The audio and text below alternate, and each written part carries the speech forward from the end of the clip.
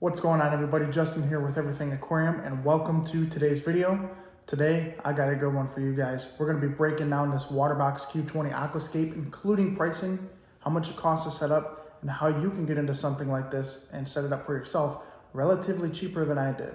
But before we jump into that, I just want to say thank you guys for all the support lately and everything you guys have been doing. If you haven't yet, subscribe. We're trying to get to that 1,000 subscriber mark before the end of the year. That's my one goal I set. So if you could do that, it only takes a second, and I really appreciate it. Anyways, guys, let's jump into the video. All right, everybody, here we are at the Aquascape. We're gonna jump right into the video. I don't wanna keep you guys waiting and make this video too long. We're gonna get right into the Aquascape itself. So the main principles of the Aquascape is the hardscape, the plants, and yeah, that's really it. You got the hardscape and the plants. Dive into that a little bit deeper. When we talk about hardscape, we're talking about rocks, we're talking about wood, and we're talking about substrate if you want to consider that part of the hardscape. You can have one or the other when it comes to rocks and wood. You can have none, you can have just plants, whatever. The other side of the Aquascape, not being the hardscape, is the plants. You're going to have plants and whatever other type of things you want. This is the basic setup, which is containing pretty much epiphyte plants, which is plants like the Anubias and the Java fern and the moss and stuff like that. Also, we have some basic crypts and some other stem plants back there that are for another project coming out. So that's your basic part of the Aquascape. If you're watching this video, I'm assuming you may have another tank already set up if you're wanting to get into aquascaping. I hope you know the basic principles of keeping aquariums. That being said, you need a heater, a light, and a tank. Obviously, filtration. This tank has built-in filtration. We're going to break that down in just a second. But that basically covers the basics of what you need. We're going to break down pricing and all that stuff. I'm going to put a cost breakdown at the end of the video. You'll be able to see that on your screen and pause it, whatever. Take a screenshot, look that over. But let's jump into breaking down things individually. The first thing you're going to need, obviously, like we spoke about just a second ago, is an aquarium. This is a Waterbox Cube 20, which is considered a premium tank. I mean, it's just a little bit more expensive. That's really all it is. But it has built-in filtration, so I don't have to account for the price of filtration in this tank because, like I said, built in. That means it comes with all the media as well as the return pump. So that's going to save me some money right there, depending on what way you look at it. A way you can cheapen up this project is by going with a more entry-level tank, such as something from Petco, like their Aqueon frameless tanks. I think they have a 14-gallon right now for like $39. I used to have a long time ago. It was a good tank. It's not super high quality like this one, but it's nice and it's beginner friendly. Something that you can invest into and upgrade from there, and you got lots of room to escape and stuff like that. So that's a way to make this a little bit cheaper. Obviously, there's more premium options than this, depending on what you want to get into. But this is as far as I wanted to go. I got this tank because it's something I really wanted, always wanted a water box, and the built-in filtration is something that stood out to me as well. I didn't have to account for having a hang-on-the-back filter or a canister filter or anything like that. And I like the black background that it comes with, I guess. So just another way to justify the purchase of it. Lighting, let's talk about that real fast. This is a cheap LED light from Amazon. It's blue, red, and white. It gives me the full spectrum I need to grow basic plants.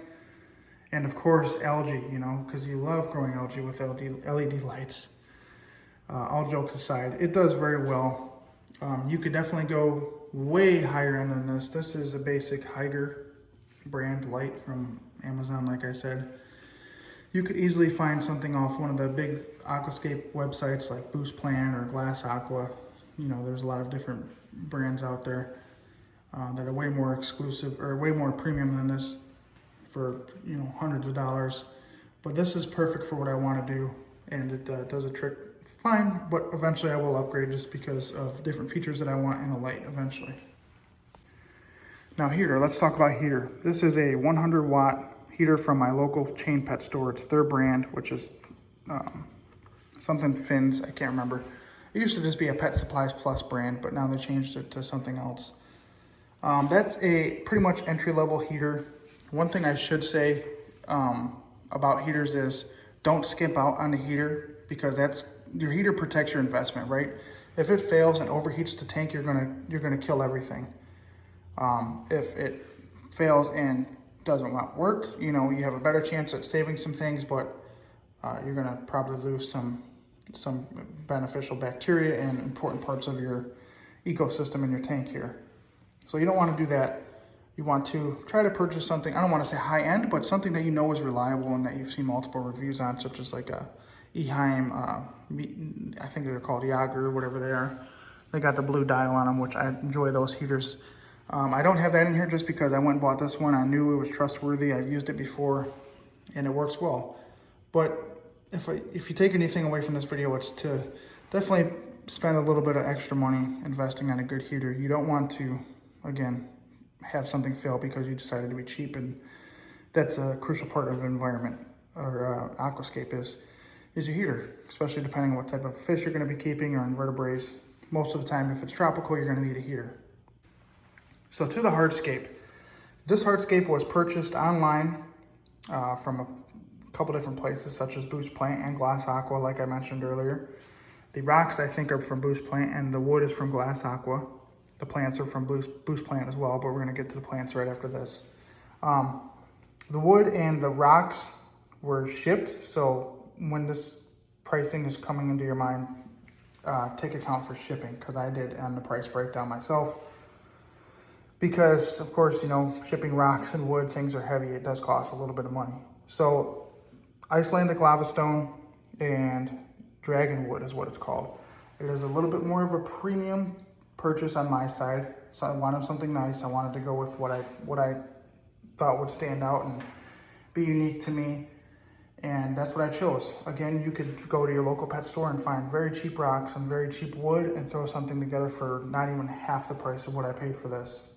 I just decided to go with the premium brand because that's what I wanted to do. And again, like I said, there's lots of options out there. Just go out and look and find something that pleases to you and, you know, throw it together. Like I said, an aquascape is an expression of yourself. There's no right or wrong way to do it. Also, you'll save yourself a bunch of money on shipping.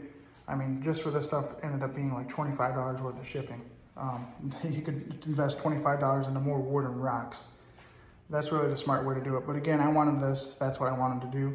So I did it. So let's go into the plants. The pretty much main part of the aquascape, right? No aquascape is complete without plants.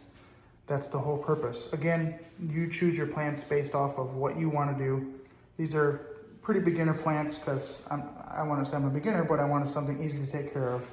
I work quite a bit and I wanted the tank to be able to establish itself and not have to be maintained every single day or even every week for that matter, besides obviously your basic water changes and stuff like that. But for the most part, these are epiphyte plants, which includes that Anubias nana petite, that Java fern, the moss, and the Anubias nana in the rear. And those plants basically don't have to be planted into a nutrient-rich substrate, which saves me more money there by using this inert substrate. I don't have to account for paying extra money for that. And these are just glued onto the wood and, you know, some onto the rocks. The crypt is a plant, or a substrate enjoying plant, I guess I should say. It's a root feeder is what it is. So it likes to be planted in a nutrient-rich substrate. It's doing just fine in the sand because I do have nutrients in the water from fertilizers and stuff like that, so it seems to be doing okay.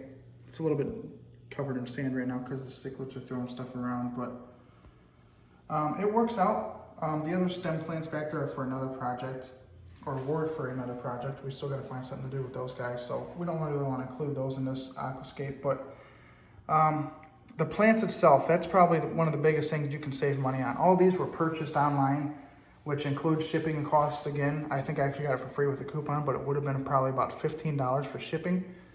And you know, they're a little bit more expensive because it's from a retailer rather than somebody local maybe. So the way you can save on this is going on Facebook or any type of platform where people can sell things. And I'm guaranteeing you probably at least 10 people in your area right now that have almost these exact same plants for sale.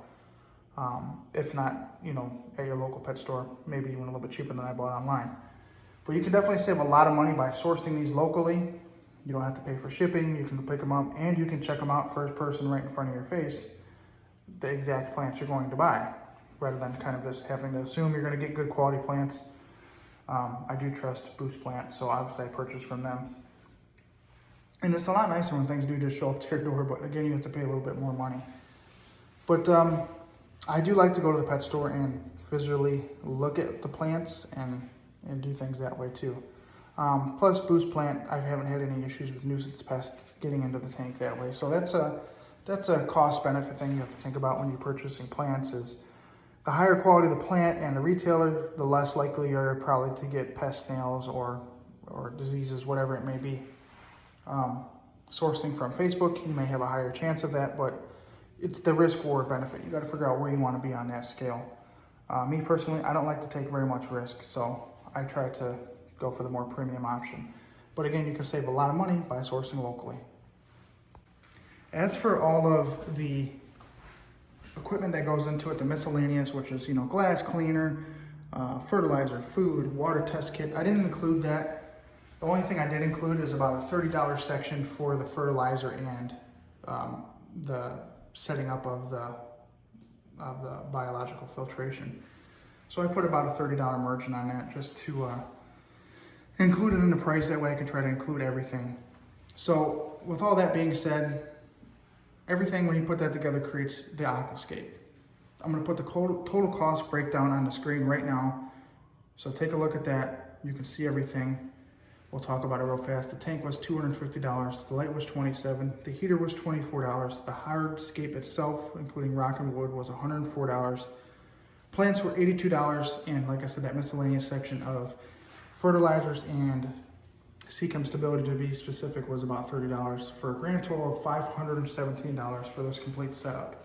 Now, I didn't include the stand in this because there's just too many options for everything and so much customization that you could do whatever. You could put this on a countertop if you got a heavy or stable enough countertop. Probably wouldn't recommend it, but it's possible. I've seen people do it. So my grand total was $517. Now, just to save me some time with the breakdown of and editing of the video, we're gonna go to a paper breakdown I have here, like I said, with all the prices on it. That grand total of $517, I almost guarantee you could probably cut that down by at least 30%. You could bring that down to around $300, even maybe even $200. You could probably break that in half if you really skimped out on certain things and went cheaper, even found used stuff. Wouldn't see a problem why you couldn't get this down to a $200 mark. Not for this exact same setup, obviously, because the resale side of WaterBox is almost non-existent. Everybody that has one pretty much holds on to them. I don't think I've ever seen one for sale on Facebook yet or anything like that, any type of resale site. But not to say that you couldn't find one, I just haven't seen it myself. So again, like I said, we could talk about Petco, we could talk about sourcing things online from your local marketplace, using stuff you already have acquired, can bring down the price tremendously, obviously. A lot of the equipment I have here did do that for me, but I threw all the pricing in there together because this kind of was established all as one unit, if that makes sense. This is all kind of one group, and it always kind of stays with each other. I don't really move this light to any of the tanks, or the filtration obviously can't be moved because it's built in. So that is how much I paid for it. Said and done, maybe it might be 5-10% off with sales and stuff and discounts I might have gotten, but it's around that $500 mark, we'll say. $517 is what I come up with. Again, this is a little bit more of a premium setup, so do not be threatened to buy it or don't be, how should I say, don't shy to the option of an Aquascape just because of that price I showed you. I throw money at things a lot of times just because that's what I like to do, and I'm impulsive when I purchase things sometimes. So it's really easy to spend money. Let's just say that when it comes to an Aquascape. Very easy, but you have to be tempted to lean toward not blowing it all on certain things. So do what you guys want to do with what I've told you. I just wanted to break this down for you guys and try to give you a little bit more input on what you could do to save some money and a couple tips and tricks you could do to prolong your Aquascape, I guess, in the long run, So if you leave you with anything here, if you take anything away from this video, it's probably to not cheap out on your heater. Once again, I'm going to say that. Try to invest in something decent. You're going to protect your whole investment that way, if that makes any sense. And yeah, I hope you guys enjoyed that video. If you haven't yet, subscribe, hit that like button, leave a comment down below. I know I blab and blab and blab, but it's the ADHD, so don't mind that. Anyways, I hope the video was a little bit helpful for you guys and that you can enjoy this. And yeah, that's it for now, guys. Thanks for watching. We'll see you later.